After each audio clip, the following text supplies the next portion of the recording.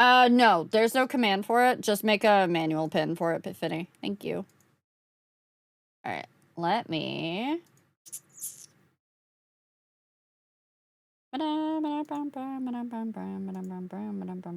Minimize all of that. Bring you guys over here. Oh, Finger got it. Find Alchemy in my DMs.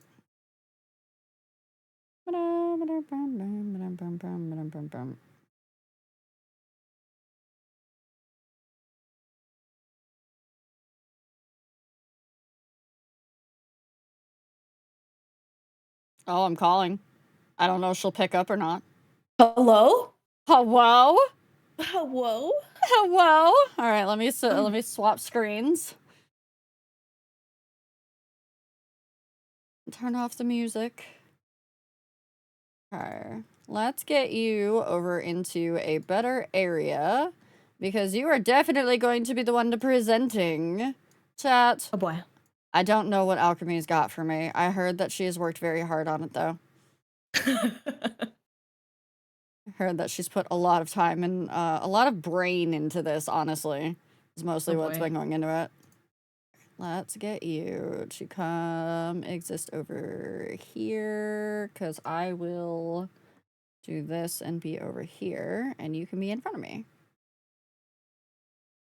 Okay. And if you will share your screen, I will share it to chat. Yes, I can do that.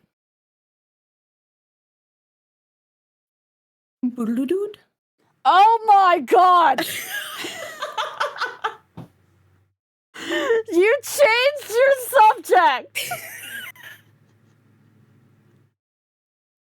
What? You changed your subject! What do you mean? How dare!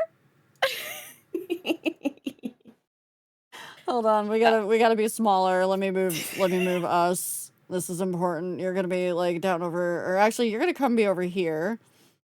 And then I'm just going to, actually, I'll do this. Make myself window. Thank you. Aha! I will be up at the top. And I will put Alchemy over here. Ta-da! And then, yeah, chat, you just have to deal with the fact that my screen's a little bit on the bottom. All right. Well. Okay. This is your show now. This is all for you. Actually, one more thing. Let me actually move myself down at the bottom so that I am not taking over any space that you might have text. It's always fussing because everybody's got a different layout for this. Here we go. Okay. Hey, Yeah, chat. Chat, I think I'm about to be attacked. I don't know. Yeah, so silver and white-haired men in video games and anime and why they're the hottest, because we had that conversation the other day. And I was like, you know what? What if I changed my topic? LOL. So here we are. Chat, be prepared to be educated by Alchemy. Can I get clappies in chat for Alchemy for throwing this together last minute? Because I know this was not your original topic. You're right, it's not. Original topic is actually, so you think you know about cryptids. Sorry, guys. I've been hoodwinked. You've been jebaited. But like, let's be real. I had to throw that in there. I was like, oh, I have to do this. This just fits too well. But like, honestly, I do think that white-haired men in anime and video games are the hottest, and I can literally talk about that for hours. So we might have you as a return guest next year. Oh my god. Yeah. We can just talk. We can do like a white hair, silver hair man tier list. Exactly. Ooh, that's definitely gonna. Okay. All right. The ideas are spinning. All right. I'm writing that down. Perfect. All right. So you think you know about cryptids? A chat's beginner's guide to cryptozoology, because I feel like there's a lot of miscommunication and like misinformation about what a cryptid actually is. Whenever people think of cryptids, they think of stuff in Appalachia, and that's not actually what a lot of that actually doesn't fit the mold. So we're going to talk about that. So what is cryptozoology? So cryptozoology is actually it's a pseudoscience. It's actually the study of like unknown and discuss like legendary folklore or otherwise extinct animals whose existence could be real. And it was actually founded as a thing in the 1950s. So it's pretty new. And it was created by two guys, which we'll go into. I mean, it was created by two guys named Bernard Heuvelmans and Ivan Sanderson. And their intent was to apply a science. I know. Heuvelmans and Sanderson. Great. And, you know, Sanderson sisters, it works. But their whole like intent was to apply like scientific approaches. They're actually both zoologists, which is the study of animals and all their workings, to investigate things mentioned in like local folklore and like stories, historical texts, things that had been documented that may not have been proven, sightings, things like that. Think Loch Ness Monster, Bigfoot, etc. And so they created the pseudoscience cryptozoology, which stands for crypto comes from ancient Greek, cryptos, which means hidden or secret, and then zoology, which is the scientific study of animals. So they kind of dived into that. So things like Bigfoot, Chupacabra, Mothman, Jersey Devil, Kraken, Thunderbird, all that stuff. Unicorn is on this picture. Ignore that. That is not a cryptid. And I'll explain why. I don't know why that made that on that picture, but yeah, unicorn is not a cryptid. Yeah, it is a whole thing. So that's a mythological creature, not a cryptid. It is, yeah, and we're actually going to go into that. Same thing here. There's actually a picture of a Wendigo, which is not a cryptid either. Okay. So, what is a cryptid? Animal or other being whose existence has been disputed or otherwise unproven in the world of science to actually exist. Long story short, a cryptid is actually something that could exist in the world today as a like biological living being. So it could be a dog, could be a sea animal, could be an amphibian, could be something. So there's actually some that are like known to have existed, but then went extinct, and then they were able to find proof of, and then like actually became like relevant again. So there's some weird stuff there. Like the coelacanth? Yeah, exactly. Yeah, that one is so touchy. I actually had that one in here at first, and I was like, oh, do I really want to put that on there? I was like, that one's so like controversial. It's so controversial. Like, I don't know, we'll see. But yeah, definitely that. So cryptid versus mythical creature, which we just discussed. Basically, cryptids could actually exist in the world. Mythical creatures are things that have like superpowers, essentially. Right. They have supernatural abilities, unicorns. And then also the one that's often disputed is skinwalkers. Because in some lore, skinwalkers are things that just mimic. And then in some lores, they are things that actually shapeshift, which would be considered a supernatural ability. So they're kind of... It's kind of a weird balance between the two. Like, some people think they are... Yeah. I wonder if they would almost be more like a mythological creature because they also have a religion base behind them. And that's why the Wendigo is kind of controversial too, because technically it is, and actually I have it on the next, I think it's on the next slide. Yeah.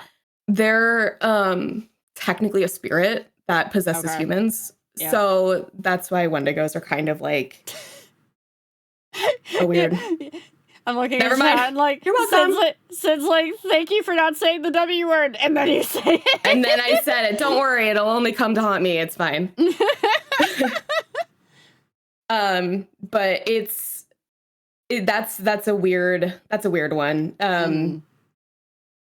Because it is technically a disembodied spirit that possesses humans. So, okay. But they're cool. I mean, if you think about it too, like a leshy is kind of the same thing. Yeah, you're not supposed to technically say it in lore. It's taboo to say it. It also is like, the rumor is that obviously if you say it, it's going to come haunt you and all that stuff. Right. Saying it calls it, yeah. So calls it. I mean, it's the same thing. If you go out into the woods in Appalachia at night, and you call after something that's calling after you, it's gonna come at you. Yeah, don't answer anything that's saying your name out in the middle of the woods in the dark of night, chat. Just pretend it doesn't exist. Exactly. You see nothing, you hear nothing. See nothing, say nothing. It's fine. But the most commonly known ones that we know of today are Bigfoot, Loch Ness Monster, Chupacabra, Jersey Devil, Mothman, Kraken, also giant squid, jackalope, Yeti, and then the other two that we kind of discussed already. What do you mean giant squid? Giant squid do exist. They actually have footage. We'll get that one in a second. We'll get there. We'll get there. We're working on it. Yeah, Mothman is fun. So if you've never, so I actually have a theory that the Mothman was actually somebody in like one of those like flying squirrel like windsuits that they caught on camera, and then just like everybody freaked because if you didn't know, Mothman's a pretty recent thing, right? Like it was like 1950s, I think, is when it first came about, and like I looked up the flying squirrel suits from that time and the Mothman, and they look similar, but that's my tinfoil hat theory about Mothman. But also, there is caked Mothman. As chat is. I'm sorry, caked Mothman? Have you never seen caked Mothman? Caked Mothman. I'm Googling The this. way I heard the typing. Wait. Okay, why does that bring up cakes of Mothman? No, caked up Mothman. The Mothman. Okay. Oh yeah, I know you're right. Mothman statue. Oh. Well,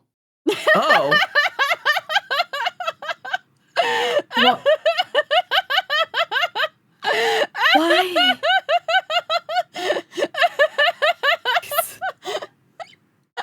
Why has he got a dumpy? That's a whole dumpy. Oh my. Well, we not only learned something today, chat, but Alchemy has learned something today. I learned about my own special interest. The Mothman dumpy. Oh my god, wait, hold on. There's a pin. Oh my god, wait. Will this show if I do this? Show it on screen. Hold on, let's see if it'll do it. I might have to minimize this. There you go, chat. Yep, that shows. Look at this.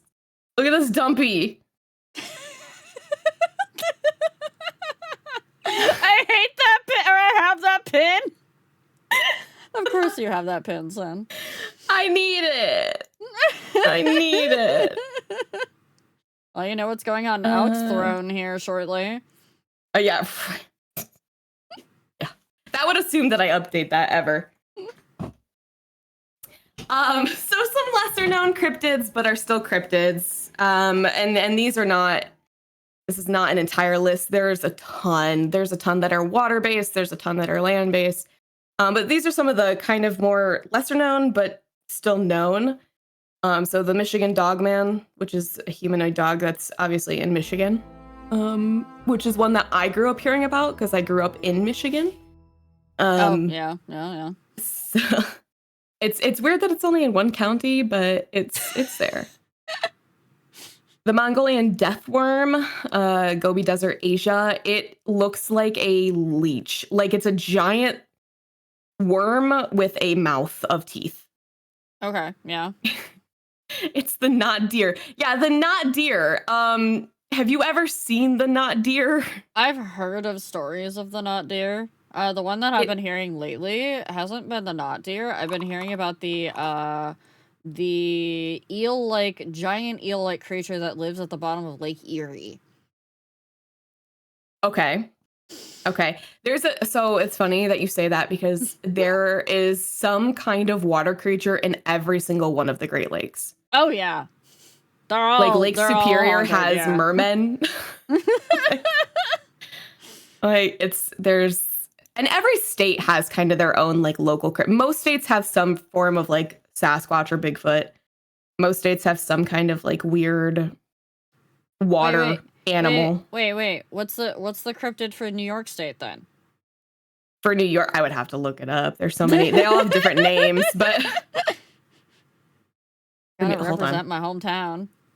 Here, we'll look it up. New York cryptids include lake monsters like Old Greenie and Cayuga Lake, and the creature in the Hudson River, as well as Sasquatch sightings in the Adirondacks. There you go. Of course, there's And the Sasquatch. potentially cannibalistic hi-hat on the Allegheny Seneca Reservation. Okay, we're gonna leave that one alone. So there you go. Perfect. Those are New York's. I was like, I know several, but there's so many. Like each state has their own thing. It's like it's so hard for just to memorize all of them. So chat, so what you're gonna do after stream today is that you're gonna go Google your local cryptids. Yep. Like Michigan has a giant green squirrel. For some reason. What? Yeah. Yeah. It's like a giant green squirrel, and it doesn't really do much. It doesn't really do much. It just kind of exists. Local cryptids in my area. Hey, listen, I don't judge your dating life. I'm not going to judge it. You're doing great. We are proud monster effers here anyways, so. Florida man. Yeah, Florida man is the most common cryptid in Florida, for sure. Mm-hmm. There was really a cryptid because it actually exists. Hi, extra credits. The question, Maryland is the goat man. Will has told me about the goat man more than once.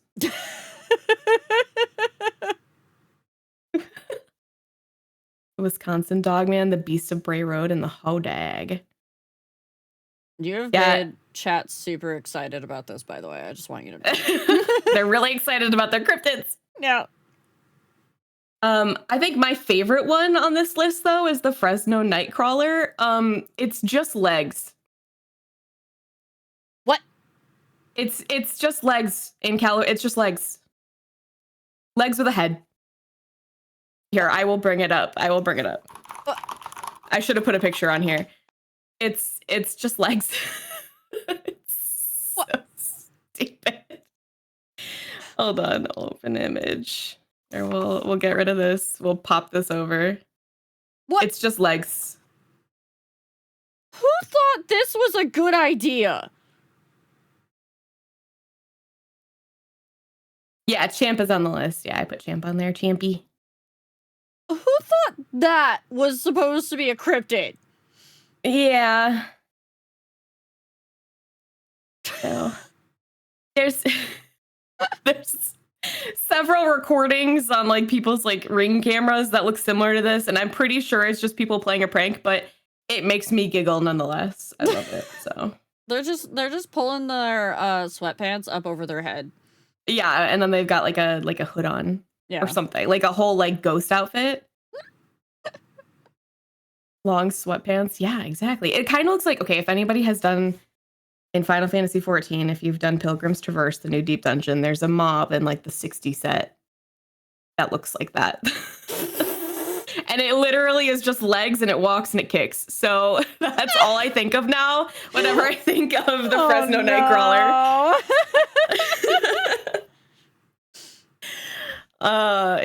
It's so dopey. And cryptids that are real, these are some of the most popular ones that have been proven to be real. The okapi, the Komodo dragon, the platypus, giant panda, giant squid, and gorilla. Wait, people thought gorillas were cryptids? Yeah, so up until 1847, they thought that sightings of gorillas were fake. Oh, okay. Because they had no proof of their bones or anything, and so they heard of like these giant human-like creatures with fur, like covered in fur, and they definitely did not think that they were real until they started bringing back bones that they discovered. So that was interesting for me to find out. May want to pause. We do have some people behind ads at the moment, unfortunately. So those of you that are not behind ads, what's your local cryptid? I want you to go Google it right now. Mods, can we have somebody type in chat that we are pausing for ads so that they are not losing any information? Yes. And I did save at least one question that I saw that I did not answer, but I will. That's okay. We do have a Q&A session at the end as well. Yeah. I just made sure to copy and paste it so that I didn't lose it. Yeah. All right, we got at least one of you back from ads, but I've got another minute and 37 seconds on my ad break, so I don't want anybody to lose stuffs. Chupacabra or Bigfoot? Yeah. So, Chupacabra. what's your favorite cryptid so far? My favorite? Yeah. That's a really good question. Probably Chupacabra, just because I think it's fun to say. But also because I just think the whole lore behind it is interesting. Like everybody that has a lore piece that surrounds it just has like different things to say about it and how it acts and how it moves and how it like has interacted. And I think that it's fascinating. Oh, yeah. I love that everybody that tries to disprove the Chupacabra is just like, it was a coyote with mange. And you're like, okay, and prove it. Yeah. And they can't. Yeah. Or like how everybody always says that Nessie is just a toy boat. Well, so that got fucked up because that one dude that actually did do that. Yeah. Yeah, but then there were like other people that had taken photos of like stuff under the water that was like just as big. Mm-hmm. And so it's like, okay, but we really don't know what's in the water. No, the water is the worst one. The water is always going to have some sort of cryptid on it. There's so many. Like if you look up a full list of cryptids, they've got them sectioned out by like what kind of cryptid they are, and they've got like a whole section on water. Like there's even forms of whale that are cryptids. Yeah, I can believe that. Because Wow. technically, they want to say that the bloop is a cryptid, and they also say that the loneliest whale is technically a cryptid because we've never seen it. Yeah. Also, we are now out of ads. You are free once more. Welcome back. Chupacabra. Chupacabra. Site. Aren't those suckers? What? When I was growing up, there were always these suckers that I swear they were Chupacabra. Chalupa. All I can think of is a chalupa. Yeah, but I think they actually were just chalupas, but I think I, as a kid, read them as Chupacabras for whatever reason and just put them together. And so that is what my brain remembers. Cinnamon apple empanada chupacabra. That's all I can think of that's going through my head right now. I'll also find the suckers later and figure out what they were. Alright, do you have any more slides? No, well, yes. Since you said something about glitter, I did glitter text on my thank you slide. You're welcome. But no, Chat, I don't have any words.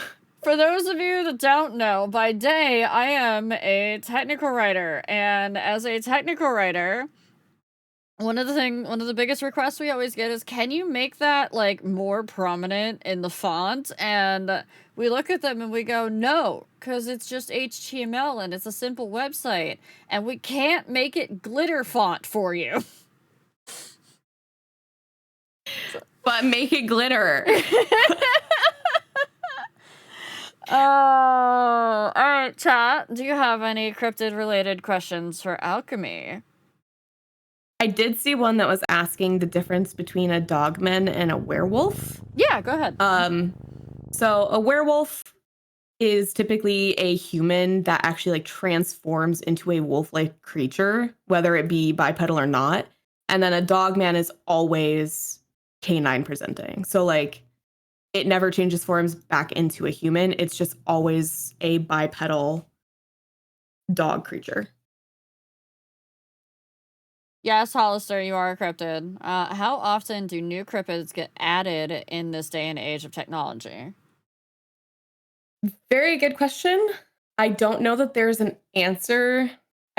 I honestly, I would be surprised if many got added nowadays just because of technology. And since most cryptids get on the list because they are told by folklore and text and everything like that, the amount that they probably actually get added to a zoologist or a cryptozoologist list is probably slim. Like, especially when we've got stuff coming out like, Slenderman and stuff like that, where it's people recording things that they've made up, creatures they've made up. I feel like there has to be, I don't even know the last time something was added to the cryptid list. So I have a question for you. How does a creature actually fully get added to the cryptid list? Do we know? Like, what are the qualifications to have a creature be added onto the cryptid list? I was muted. Okay. I feel like it's the same thing. I don't have a good answer for you, and I wish I did. But typically people have to submit confirmed like evidence. Well, maybe not confirmed, but solid evidence. So when I had the same question, I was doing a lot of research, and they have to submit things like accounts from multiple witnesses. They have to submit photos if they can, footage if they can, noted like sightings, multiple sightings. Like, it can't just be like one person being like, hey, I saw this white pants thing one time, right? And then like submit it in. They have to like actually have substantial semi-evidence for it to be like, hey, this could be a thing. We've seen this multiple times. Multiple people have seen this, etc. And then it can get added from there. Okay. And since it's a pseudoscience, it's just kind of like, it's such a small community. Like, some scientists completely will not even humor the idea, and then others will. Which is hilarious given that there are animals that legitimately were cryptids and now are no longer cryptids because we actually identify them as animals. Yep. Literally this slide. Like, yep, that slide right there. Like, I mean, okay, imagine for a moment back in the 1700s that you're sitting there and you hear the story about, hey, there's a mammal, but it lays eggs and it has a duck bill and webbed feet and fur and a beaver tail. Also, it's venomous. Do you think you would have believed somebody? Like, no. yeah. Let me just break every classification list that we have. Anything in Australia? Okay, that's fair. Once again, what is your favorite cryptid? I don't think chat heard it earlier. Probably the chupacabra, if I had to pick one. Probably the chupacabra. I think it has the most interesting lore, and I think it's one of those that there have been so many sightings that I would be interested to see if it's actually real or if it's something else. Right. But I had one, then I lost it. How dare you say Slenderman is made up? I was around when that thing was born. Right? I was there for the birth of Slenderman. I was there. So how much did the circus, the original like Barnum circus, feed into the whole cryptozoology thing? Oh my god. It's that whole thing. Okay, all right. I love like The Greatest Showman and everything, but man, that whole thing is so messed up. I think they fed into the idea of things being weird and abnormal in like a really toxic way, personally. But I think they did try to, I mean, there's natural human curiosity, right? Like, we're curious, hey, we heard about this thing. Is it real? Is it not real? I mean, I even do it. I'll be scrolling on TikTok and I'll see like this like ring camera thing of something weird walking across the screen. And then I'll go into this friggin' rabbit hole of like, what is this weird thing? And it was like a plastic bag floating down the street or something. Like, so I think they absolutely played into like pretty heavily. And, there were confirmations that some of it was fibbed and a lot of stage makeup, things like that. So I think human curiosity wins that one. Okay. Before you answer Baker's question, I have a follow-up to that. Okay. How do you feel about mockumentaries like Animal Planet's Mermaids? Ooh.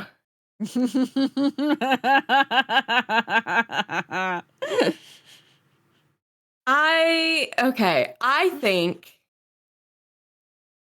as long as people go into them with the mindset that, hey, this thing is a mythical creature, this is what we know from tales and whatever else, that they're fine. But I think if people go in with like the tinfoil hat of like, but how is this real? Like, then it becomes problematic. The water ape theory. Yeah, like don't get me wrong, like I will 100% watch it, but I'll be like, okay, so this is,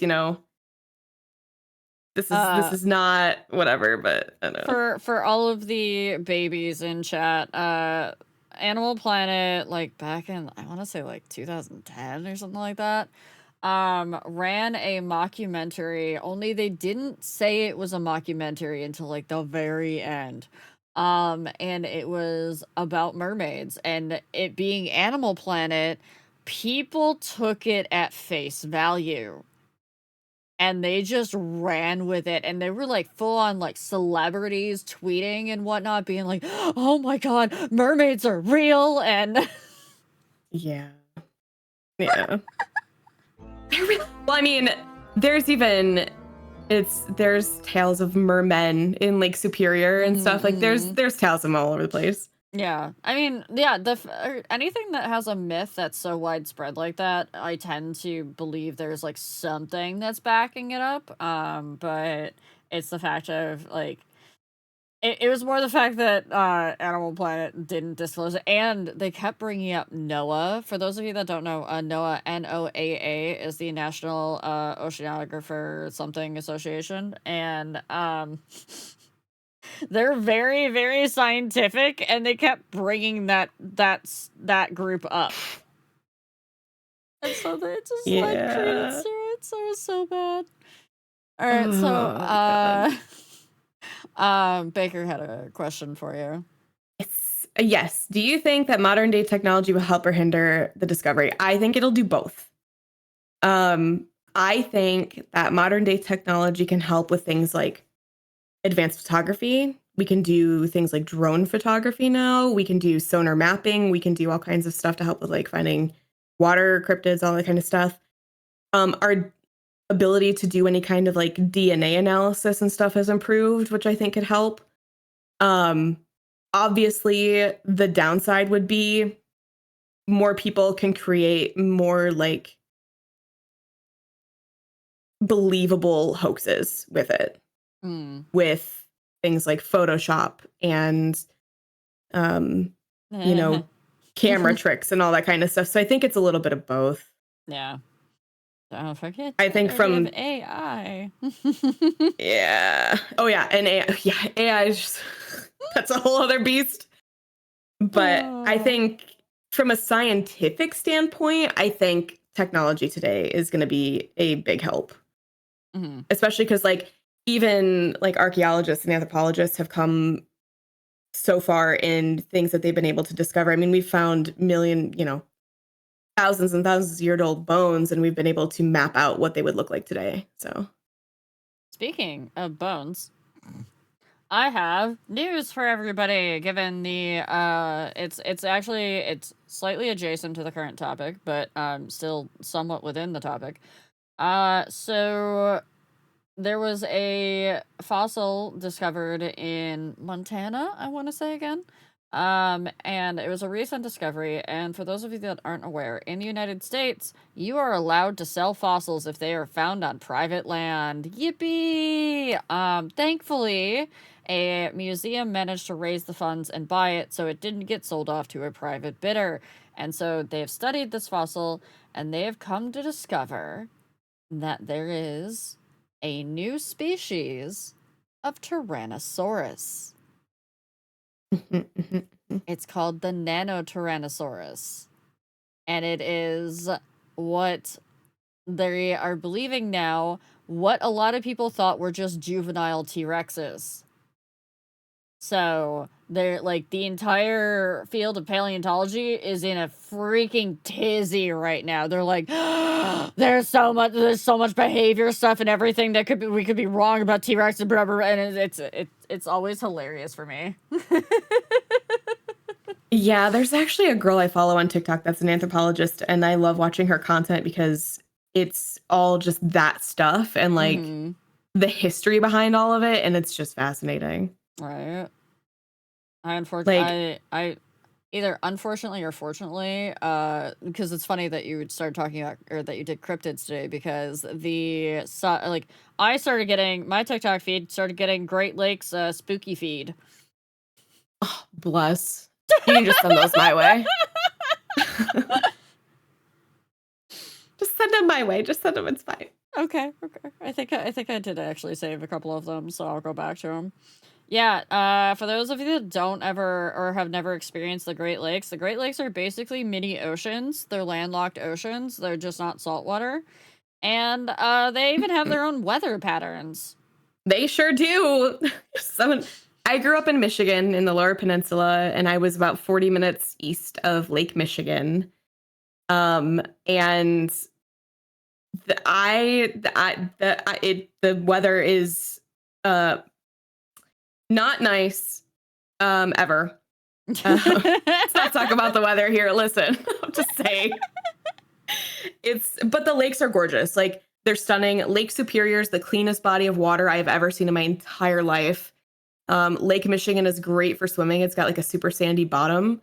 There's also freshwater sharks and stuff in those lakes, so be careful.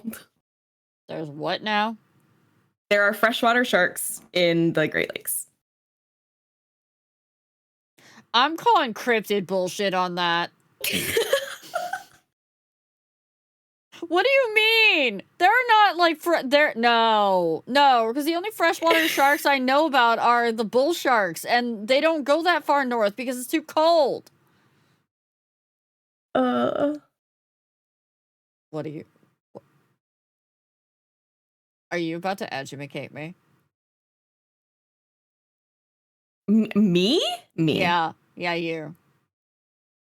So it's not like, yeah, so some of them come in like through other means, but there I say sharks, but they're not like full-blown sharks that you would see in like the ocean. Okay. Right? They're like big fish. Okay. Big fish. Are in the lakes. We talking about sturgeon? Well, those also exist.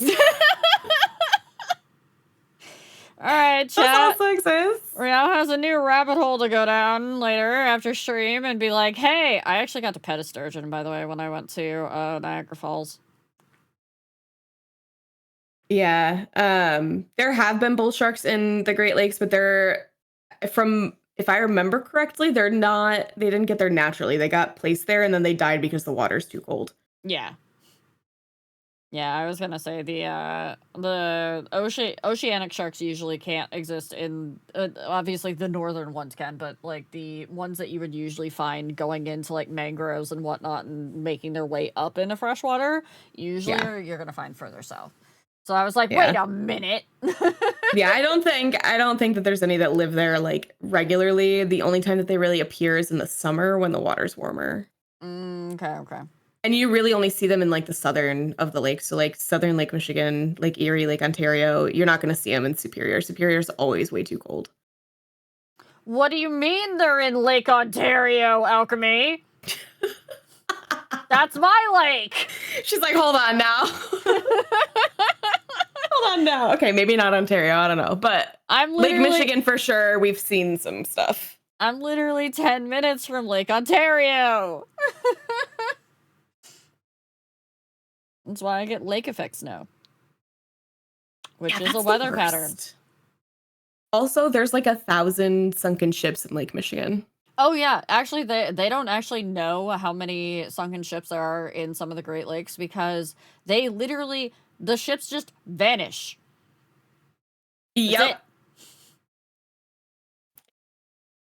It's literally one of the southern lakes, Riel. What do you expect? Chats, can I get some FUs in chat for Finny, please? There is actually, I don't know about the other Great Lakes, but in Lake Michigan, it has its own Bermuda Triangle, which is where a lot Yes. of those ships are. Yeah, I Yeah. have heard about that. Yeah.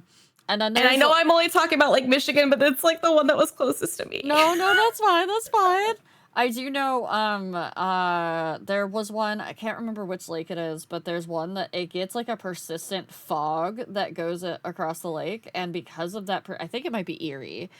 Because of the persistent fog, it ends up causing like ships to get stuck, not just because of the fog, but because the currents will also change.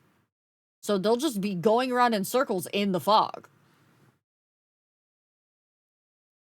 It's really fun. It looks like Lake Superior. I looked it up because I wasn't sure. Okay. That is Lake Erie. Nope, Finny corrected you. Lake Erie. Oh.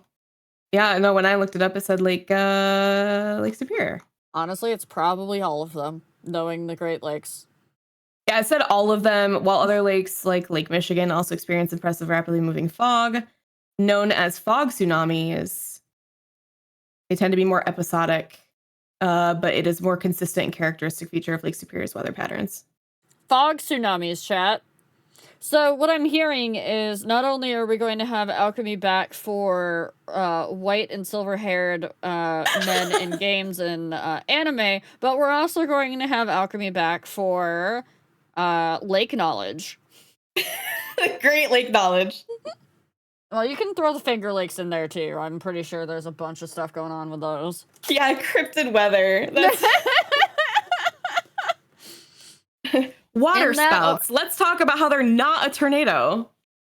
In that order, I don't know, HK. I think it might be whatever order Alchemy feels comfortable with. And it will definitely be in the new year. But chat, do you have any other questions for Alchemy?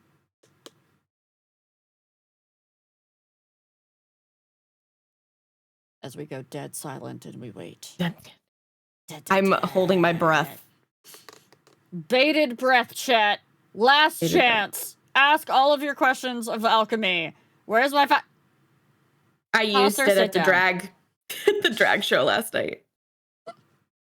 Awesome. Matt's gonna get another shout out for Alchemy while she is currently underscoring. Thank you for the work meeting. You are welcome.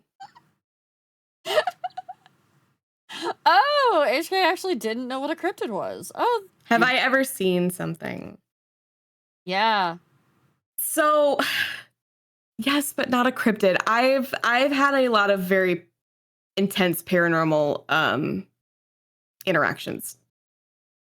So, completely different thing. I've never seen a cryptid, but I have had a lot of paranormal interactions for sure. All right. Speaking of that, though, I have one other question for you that I remember now, because I had forgotten it. What is the cryptid that you think is actually the most likely to be an actual creature that we may discover someday? Bigfoot. Yeah? Okay. Yeah, I think Bigfoot. I think it's close enough to a gorilla that it could actually be a thing. No, that's fair. That is fair. I think it's Nessie. And there's just been... Wait, what? Who? What? I think it's Nessie. Nessie's a close one. Mm-hmm. There's been so many like accounts of Bigfoot in like different regions that I'm just like, there has to be something. It could just be a bear, could be a monkey, who knows, but could be, Chewie from Star Wars. I don't know, but Nero's got his money on the Mongolian death worms. Have you seen them? They're terrifying. I have not. It's like something out of a sci-fi, like, here, let me bring up the... What do you mean literally Nessie isn't real? What do you mean?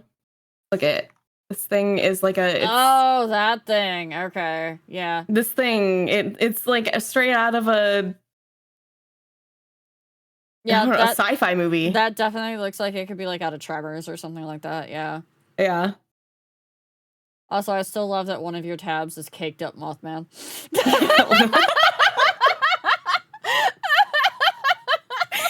we don't need to talk about it. Caked Up Mothman is my new Roman Empire.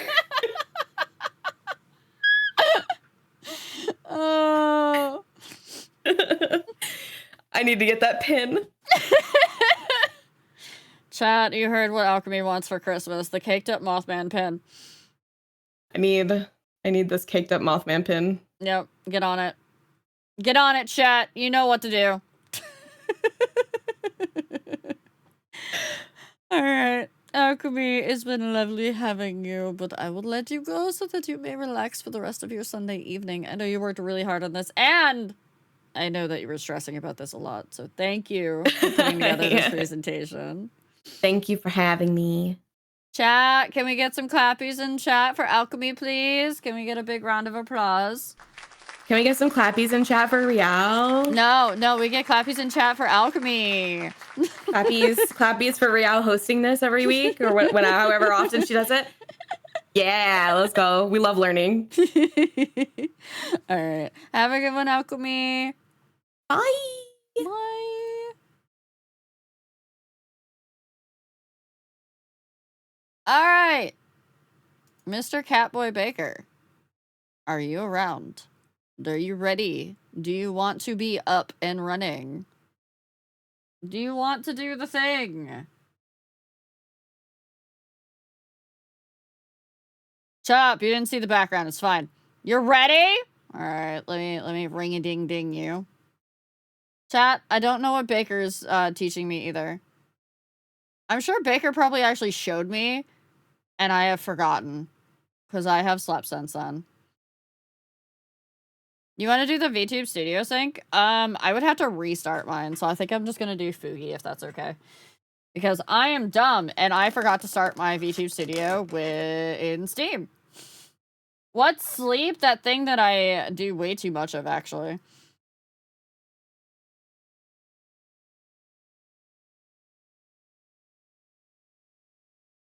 Do we get to see Baker the cat, too? Can you lend me some? I might. Let me do this.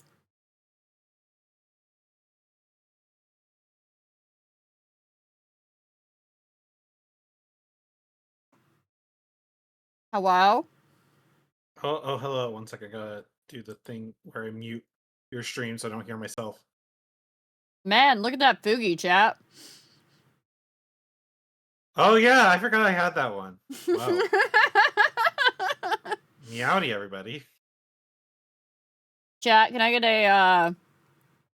get a big round of applause for CatboiBaker? And mods, can I also get a shout out for Baker, please?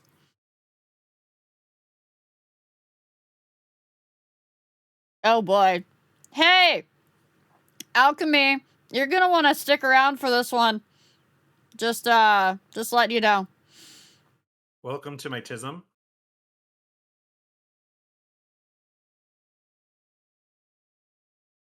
Here you go, chat. Final Fantasy. Why it's the best series ever. I'm not kidding. It is the best series ever. I played almost every single one of them. And I decided to stick with the main series instead of going on a tangent on why I love tactics better than everything else. But, yeah. Let me actually turn you up just a smidge in the voice call. Okay. You are the quiet, and I think, yeah, I had you down from previous collabs, that's why. Yeah, that makes sense. Okay. Your I'm volume should be being. good. Your volume should be good. We good? I think everybody is ready for this. Take it away, Baker. Okay. Final Fantasy, why it's the best series ever. I have very little time to go through, 16 games. So, if I don't talk about the things that you love, I'm sorry. So we're going to start why I love Final Fantasy games. First of all, chocobos are great. The story is the main driving thing. It's a classic hero's journey, and I know that some people are like, that's boring, but I fucking eat that shit up. They always have fun twists. Nothing gets me going better than being like, you thought. Like, bitch, you thought you knew. But then it actually is, like, different. I love that. Even if it's like, you could tell that the twist is coming, I don't care. Predictable stories are good stories. Also, It has a running theme of the power of hope. And I am a hope core girly. So Can this is like confirm. my breakfast, lunch, dinner. I love this shit. It's so good. The gameplay, I really loved. A majority of them are turn-based. I love turn-based combat because it's a lot of strategy and stuff. I'm not the biggest fan of action-y games, but I've gotten a little bit more into them. So you'll see as I go through that I haven't played the action-y ones as much, but I played a lot of these turn-based ones. What do you Um, mean you haven't played Final Fantasy 16? Clearly the best one in the entire series. I mean, it's on my list. I want to play it, but I also abandoned console exclusives for the longest time, which Yeah, is I why I know. also haven't played 15. So, there's also a lot of class systems, and I don't know what it is. It just strokes my tism so nicely. Just like the idea of like, oh, you can play different classes and jobs and mix and match things and stuff like that. I love it. My favorite Final Fantasy is Tactics, which has a very robust class system, and it's just so good to me. I also love the theming because like summons are fucking sick. Sid, Chocobos, Moogles, everything. I don't know. It's just iconic, right? Also, everything has magic. There's not a single game that doesn't have magic, and Right. I am a wizard, or a witch, or whatever. I cast spells. That's what I do. That's my life. Ignore the fact that I have a giant axe. That's from a different game. So Final Fantasy 1. So this is Final Fantasy 1, the very first one. It was the Final Fantasy, and then wasn't the Final Fantasy. This game was made because they were going out of business, and so they called it Final Fantasy. But it ended up not going out of business. So That's there are actually why four they did it? I never Yeah, actually yeah. heard that. So Okay. yeah, Square Enix was going. No, not Square Enix. It was Square back at the time because they didn't become Square Enix till later. Square was like, we're gonna go bankrupt. We got to release one more game. You know what? And we'll call it Final Fantasy. And it ended up being so popular that they didn't close down. And then they made more Final Fantasy since then. So it was just four heroes that showed up with a crystal. There was not a lot of like story driven elements in this. They're just like four random people that just showed up and like, look, we got crystals, and they're like, you're the heroes. So they go on to save the world. There's four crystals across the world: the wind, water, fire, and earth crystals. Okay. And they've been like possessed by evil spirits, so they go and kill all those people. But the guy that like kidnapped the princess that they stopped, turns out he was the bad guy all along. So you killed the bad guy near the beginning, but he got repossessed into this guy named Chaos. And he was backwards in time, and he in the past he sent forward the fiends. So there's like some timey-wimey stuff and everything else like that. So it was really fun. This is also the first introduction of Matoya, Final Fantasy 14 girlies. You know, this is Matoya right here. Yep. I don't know if you see her. That's just her first entrance, and she needs her crystal eye. This was also the first instance of Bahamut. Bahamut was in this. You give him a rat's tail, and he would give you upgraded classes. So you have your white mage, your black mage, became white wizard, black wizard. So a lot of the original classes originated from Final Fantasy. Okay. So we go on to Final Fantasy 2. Final Fantasy 2, not a lot of people know about it. It's a little bit hard to see here, but you'll recognize some of these different elements in 14. Yeah, I they remember them from 8 too. So yeah. So these named protagonists, so you have Freon, Maria, Guy, and Leon, they actually have names and stories and like personalities and things like that. It was basically Star Wars. This guy here, Leon, he like vanishes and becomes like Darth Vader, helps the Emperor. The Emperor's trying to take over the world. There's rebels. The rebels have the code White Rose, same code that Minfilia uses, just saying. And then they go and stop the Emperor. Then Leon takes over because he's Darth Vader. Then they stop him, and then the Emperor comes back and he's like, "I'm the King of Hell," and you fight him in Pandemonium. It has a very unique leveling system. You would gain levels by doing things. So you don't level up, you get more health by getting punched. What? You get more magic by casting more spells. So you boost up your stats by doing so. So you literally just get your ass handed to you to level up, and it's kind of hilarious. You wanna know what's funny? That's actually What? the same system that the first MMORPG that I played used, and it was Ultima Online. You had to actually use your skills to go level them. And it's a really good system, but people that go back to play it, they're like, this system's garbage because they're used to newer systems. Yeah. But like, it actually was pretty cool. You could do like crazy shit in this game because of it. Pandemonium, the Pandemonium raids. This is where Pandemonium comes from. A lot of elements in it. This is the first instance of a Chocobo. This is also the first instance of Sid. This is also the first instance of Dragoons. So we get a lot of like classic Final Fantasy elements from 2. And then we go on to 3. Fun fact about 3. 3 was never released in America. Oh. So 3, 4, and 5 were never released in America. So some people think that Final Fantasy 3 is actually Final Fantasy 6 because they Okay. released Final Fantasy 6 as 3 in the United States. Since then, we've gotten releases of 3, 4, 5, so people have gotten to play them. But the next 3, for a while, nobody had played them because they were all in Japan only. Oh, interesting. 3 is really interesting. Some of you that are big Final Fantasy 14 fans might recognize something right here. Crystal Tower. Hello. Uh-huh. We love you. Yeah. This is where it comes from. Okay. So this starts off very classically. There are 4 orphans. This is what they look like. They're Onion Knights. You just got 4 orphans. They show up. This was the first use of an actual job system. We had jobs in 1, but you couldn't change them. This one, you could actually change jobs. And as you go to the different crystals, you unlock different jobs. So this is where the origin of having a job system in Final Fantasy games came from. Mhm. They did a pretty good job. It gets better. Also had the Crystal Tower. This is also where Emperor Zand and Amon and everything else are all from. They are the big bad in this game for a longest time. Yeah. You basically are 4 orphans that start living on you start the game on a floating island, and then you get off of the floating island, and there's all this like chaos happening in the world, and you go and stop Zand. But it turns out, haha, it's actually the Cloud of Darkness that was behind it the whole time. Of course. Yeah, of course. And you actually learn, this is something really cool that not a lot of people realize. Way back in the day in 3, there were people that try to use the light crystals to like take over the world, basically. But Uh-huh. when they did that, they accidentally overpowered the world with light, almost leading to the Flood of Light. And it was only stopped by the 4 warriors of darkness that had the crystals of darkness to stop it. I see. Yeah. I see. Yeah, yeah. Continue. Yeah. And so in this one, the Cloud Darkness is trying to do the same. So you actually pair the Warriors of Light and Darkness work together. This is also the first instance of summoners. You actually have the Summoner Dong make its first appearance here, along with Moogles. Did you just say the summoner dong? Do you not know the Summoner Dong? I should put a No. picture.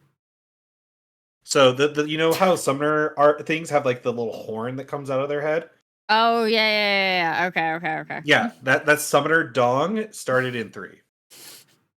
This is Final Fantasy 4. This is a really funny, great game.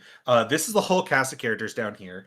You got Cecil the Dark Knight, Kane the Dragoon, who's probably the most iconic Dragoon to this day. Mhm. Rydia the Summoner, who also becomes this hot lady Rydia Summoner, because she's a child and then she ages in the game. You got Tella the Archmage. You got the Spoony Bard Edward. I don't remember the monk's name. You got Palamon Porum. This is Paladin Cecil because he gets redeemed. You got Sid the Dwarf, Rose of the White Mage, Edge. I want to say it's Edge. Edge the Ninja. This is Fuyusa, and this is oh no, I know his name. We say his name all the time in 14. Why is it leaving my brain all of a sudden? Chat, help Baker out. It's G something. I don't remember. Anyways, it's Final Fantasy 4. It's also kind of Star Wars. Monk is Wait. Yang, thank you. Oh, wait, it's the Golbez. Yeah, it's Golbez. Golbez, yes, Golbez. I was blanking on his name. I know it too. So just brain fart. I'm 34. Why did they name the ninja Edge? Listen. It might not be Edge, actually. It might be Ed. No, he's not Edgar. I think he's just Edge. Yeah, and he's also a prince, by the way. He's an elf prince. And the elves live underground. Don't worry about it. It's fine. So this is also kind of Star Wars. long story short, Cecil ends up finding out that his empire that he works for is evil. His friend Kane gets brainwashed. He saves his girlfriend who got sick, and then he accidentally commits a genocide of all the summoners except for Rydia, which is like kind of problematic. So they go on an adventure, and he gets redeemed and becomes a paladin. And then he goes and tries to stop this evil that's happening. The reason why the evil's happening is because Golbez over here is being like super evil. But turns out the reason why is because Golbez is possessed by Zeromus, and turns out Golbez is also Cecil's brother, but we didn't know that for a long time. And then you like go and stop them from trying to destroy all the crystals, but they destroy all the crystals. No, they steal all the crystals, so that way they can release Zeromus, and then you defeat Zeromus with the power of friendship and love. Okay. Because of that, there's a big rotating cast. All these characters come and go quite often, and it has a running theme of people dying but not actually being dead. Because like Rydia dies at one point, Yang dies at one point, the twins die at one point, but they're all okay. They're all okay. Sid literally blows himself up and familiar. he's fine. Yeah, it's fine. Some people do fully die. Tella does fully die. But he dies casting fucking meteor on Golbez, which is great. Okay, no, that checks out. This is literally the origin of so many Final Fantasy tropes and other stuff like that. This is Maga Sisters right up here, if you see that. Mount Ordeals comes from here. The 4 fiends that we fight come from here. Spoony Bard, you'll probably see that meme. It's a translation error where Tella calls Edward a Spoony Bard because Tella's daughter got killed by Golbez. But she only died because she ran away to be with Edward. Okay. And Edward's really upset about it because he lost the love of his life too. But Tella blames Edward for it and calls him a Spoony Bard. Yeah. Okay. What word was this? I don't know why. It's just this is what they call him, Spoony Bard. Anyways, that was 4. We're on to 5. No, I don't want it.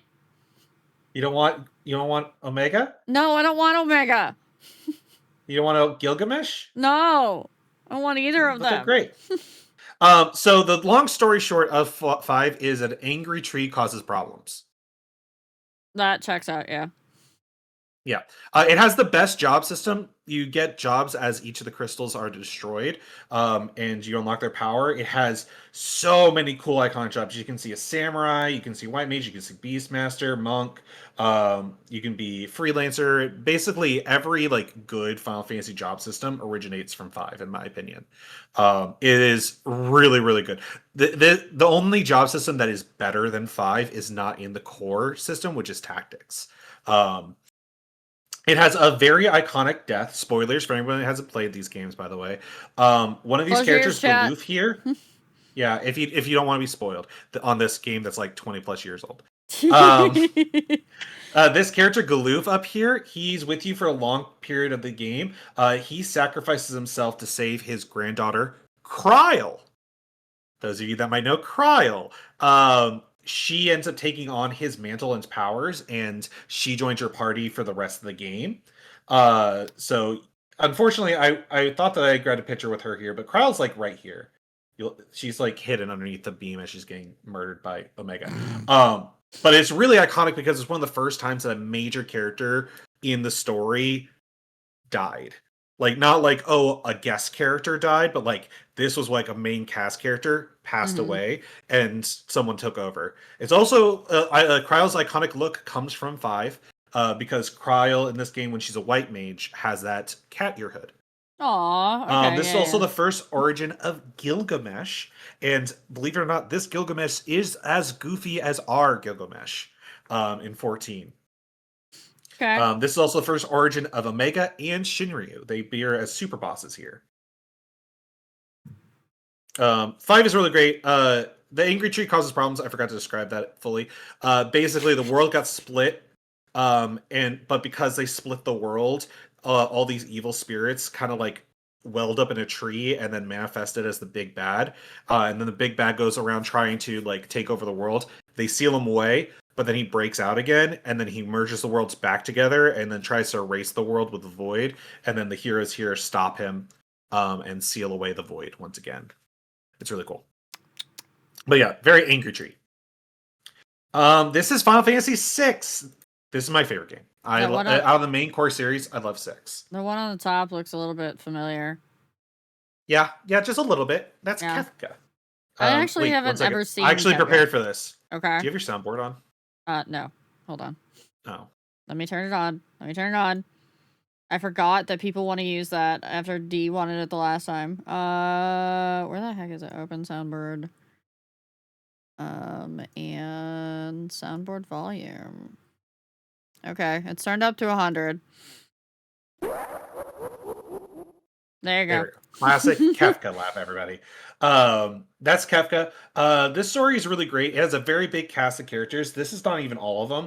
We got Tara, we got Setzer, we got Sabin, Edgar, Sabin, Celeste, Locke. Oh gosh, Realm, Strago, Mog, Gao.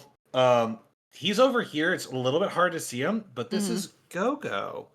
Some of you guys might know Go-Go from Final Fantasy 14.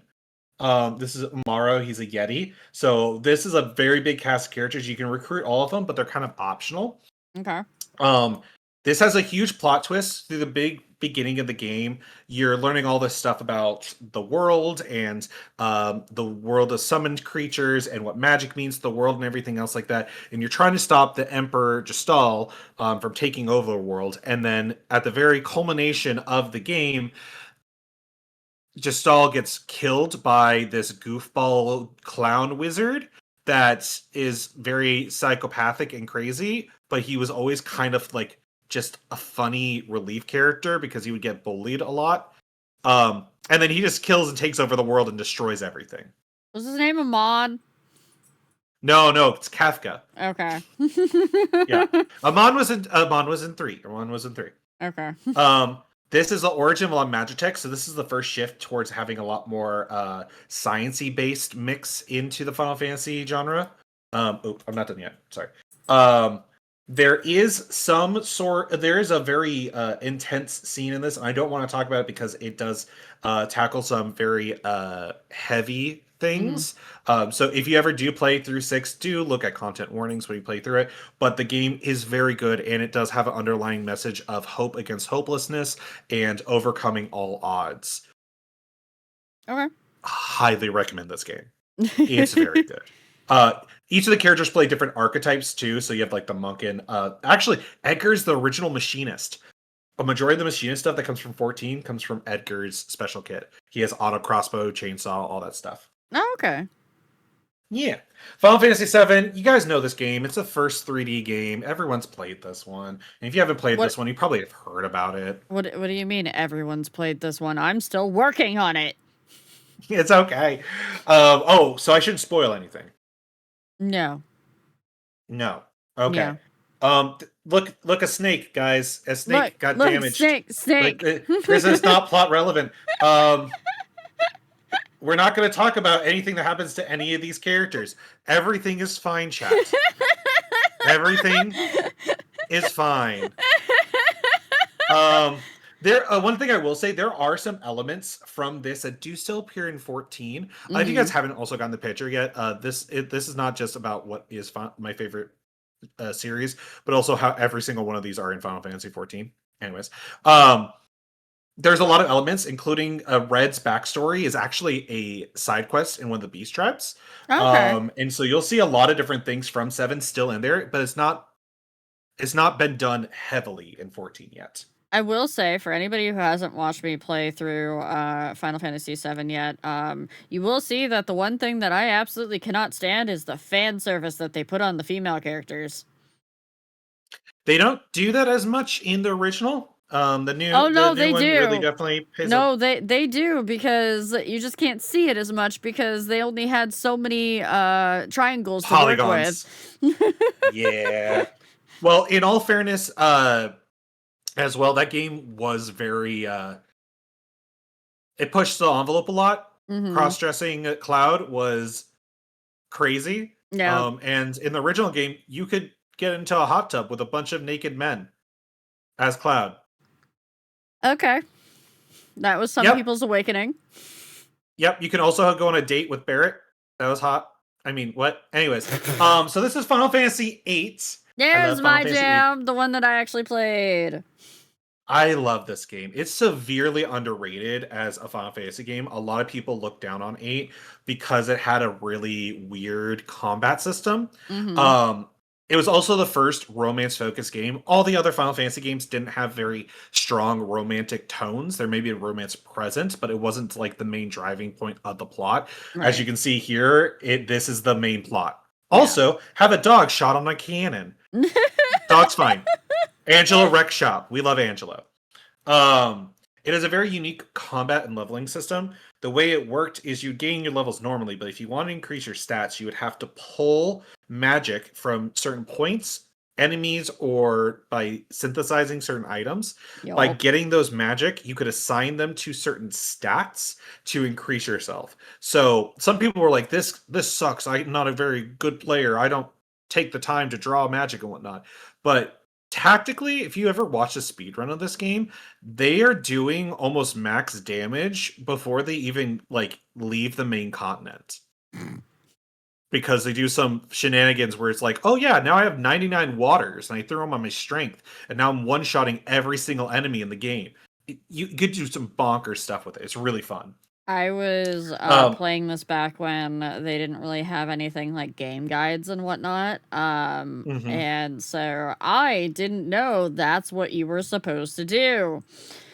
Yep. And it makes it Yeah. really hard for people to play the game. I struggled Yeah. a lot whenever I first played this as well. Oh I was yeah. like, what am I supposed to do? And then this was like the game that I struggled through the most, and I don't think I Mm-hmm. beat it initially. I think I got stopped where you fight a Dia. And then I had to pick up the game again when I was older to actually beat it all the way through. Right. Because it was a rough one. There's a lot of timey-wimey in this. Long story short, there's this kind of story about the succession of witches. Okay. And there is this evil witch in the future that's wanting to basically become the only thing in existence by compressing time into a Mm-hmm. single instant in where she only exists. And to do that, she's really fucking up with the current time, the current present. But it turns out that all of her fucking with the current present actually is what caused like all the events of the game to end up in kind of a good ending. There's a lot of like story about like how love finds a way. The main character Leon, his dad and Renoa's dad met once. Mm-hmm. Renoa's mom met once super long ago, and they could have had a romance, but they didn't because they went separate ways. And due to just the way that time and everything went together, their kids ended up romantic together. And you know, it's very cute. There's a lot of plot Mm-hmm. twists in this one. It's very fun. I highly recommend this game. But wait, Um, with that one, where were the yes. ties into 14? Oh, so there are not as many in 14 from this. There is a whole raid series that's primarily where you'll find most of 8, which is the Eden.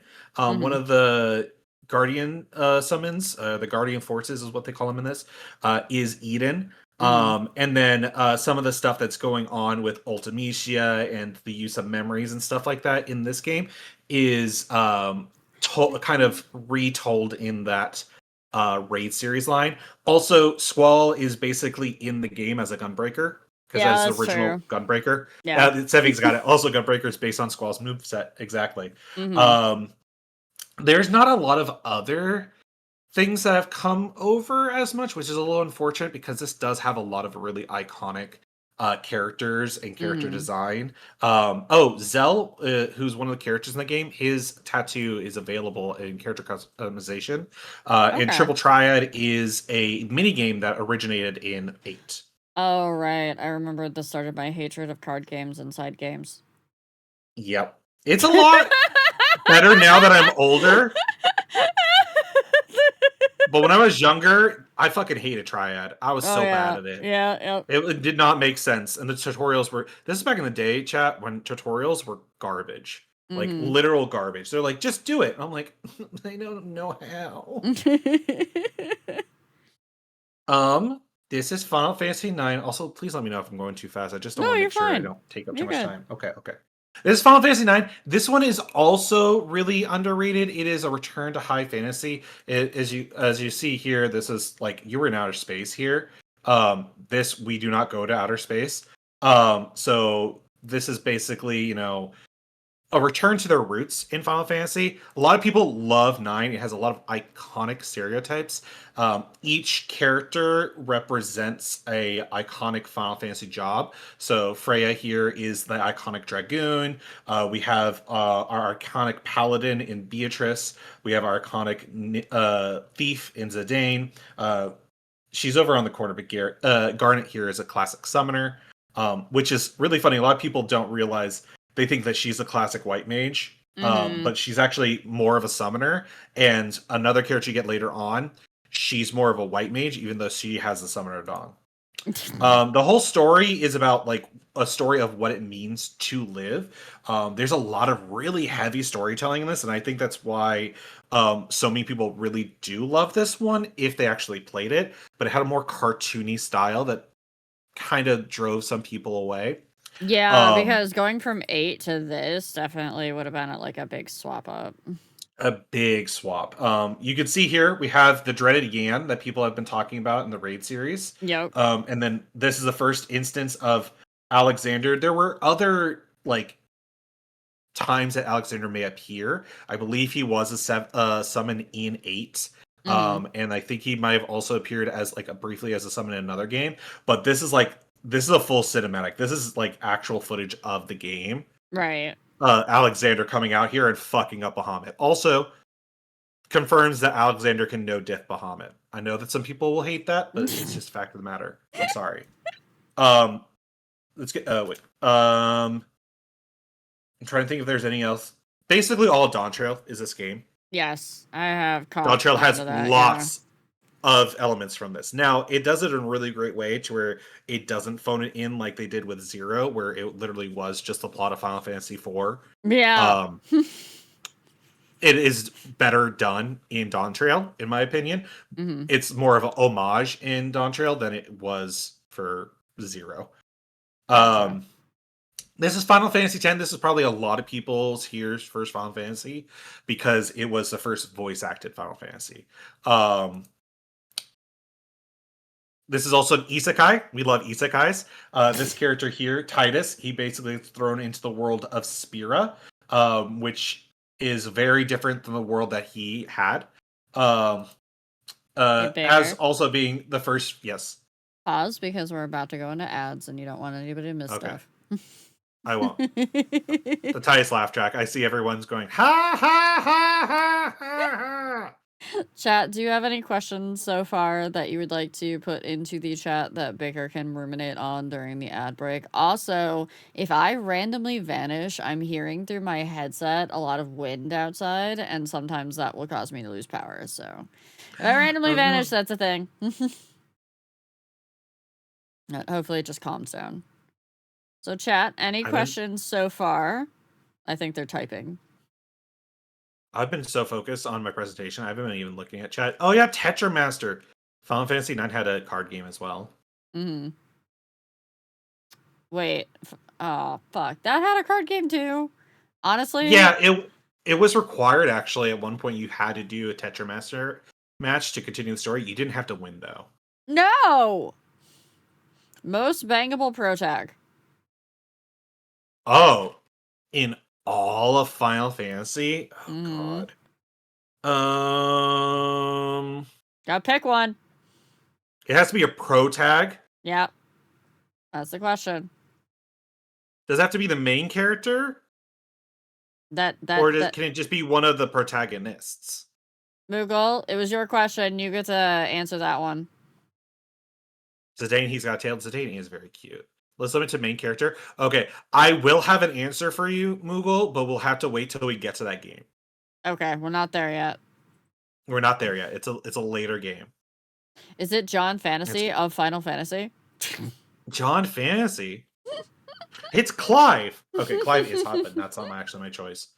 If you had to pick one of the Final Fantasy games that you think would be the best introduction to the series for someone new to the series, which one of them would it be? 10. Hands down.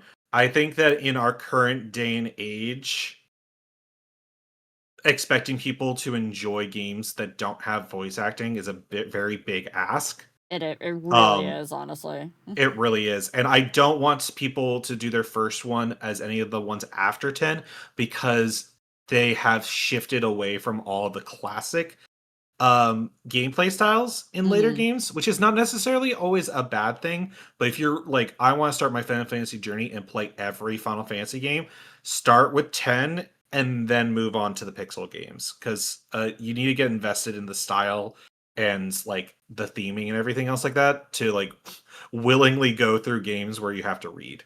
And you have to remember that the Final Fantasy series is not they're not interconnected. They're not like one game like right after the other. They are legitimately individual standalone games, but they have callbacks and ties to every game just in the lore. Which is very interesting because this one is actually the first one to get a sequel. Oh, that's so weird. Yeah, Final Also. Fantasy X-2 exists. It's really good. Other games have gotten sequels since then. Final Fantasy IV has a sequel. It's okay. It's alright. Also, Um, I have to go yeah. take care of something for a few minutes, so Baker, Okay. you're in charge of my stream. Don't hack it up. Okay.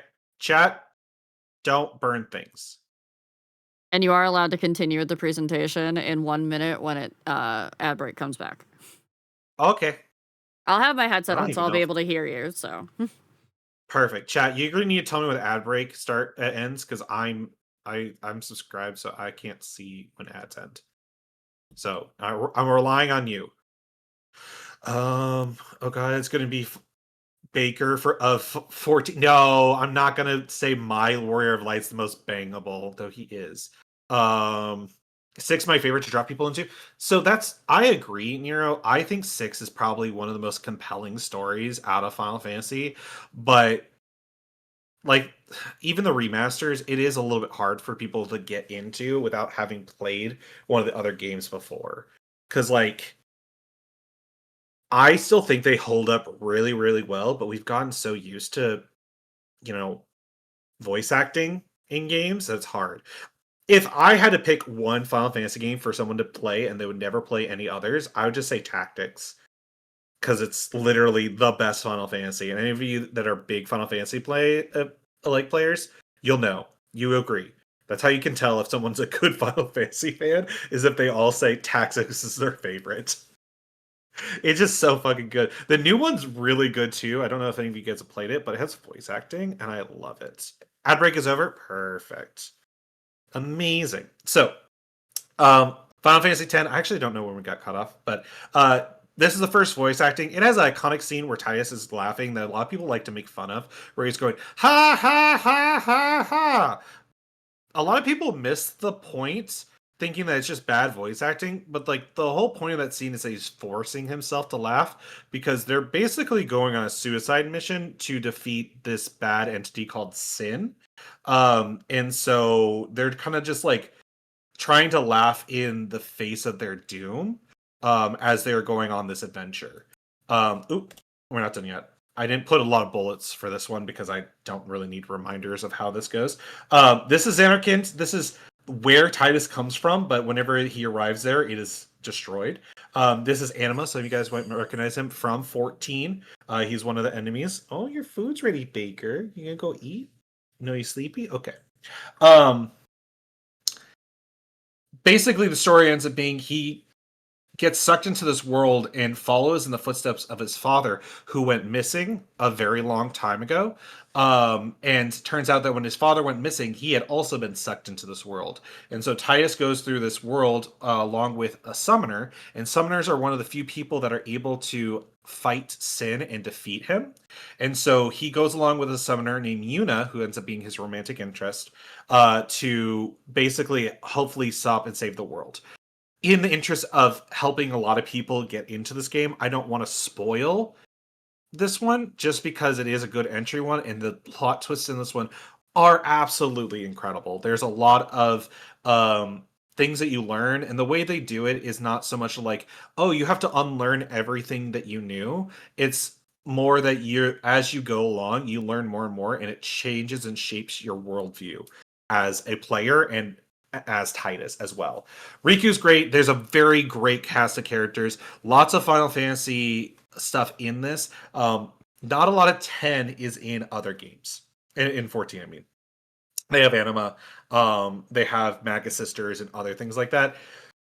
But this one hasn't been like brought over. Like a lot of elements have been brought over. A lot of people have been demanding Blitzball, which is in this game. It's a mini game, completely optional. You only have to play 2 Blitzball matches, and you can basically autoplay it.